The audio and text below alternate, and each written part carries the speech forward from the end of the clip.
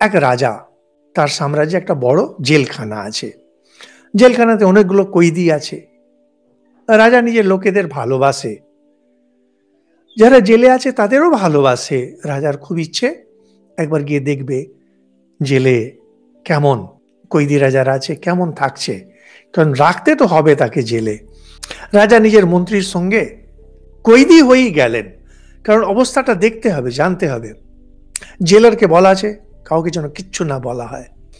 এবার রাজা আর মন্ত্রী কয়েদির মতোই ঢুকেছেন, কয়েদির মতোই থাকছেন, কয়েদির মতো ব্যবহার করছেন, কিন্তু তার মধ্যে তিনি অবজার্ভ করে যাচ্ছেন কে ভালো, কাদের ভেতরে সত্যগুণ, কারা একটু ভালো হয়েছে এদের মধ্যে। থাকলেন তিনি, বেশ কিছুদিন থাকলেন, দেখলেন, তাই বেরিয়ে এলেন।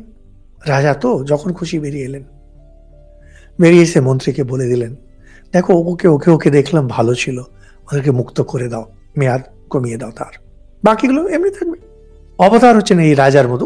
অবতার আসেন এই কয়েদখানায়, পাগলখানায় তিনি ঘুরতে থাকেন আমাদের মতো হয়ে।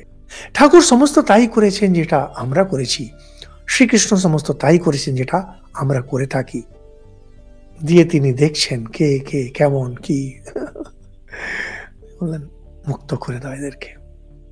এটা একটা কাহিনী বানানো হয়েছে, এটাকে আক্ষরিকভাবে আপনারা নিতে যাবেন না। আইডিয়াটা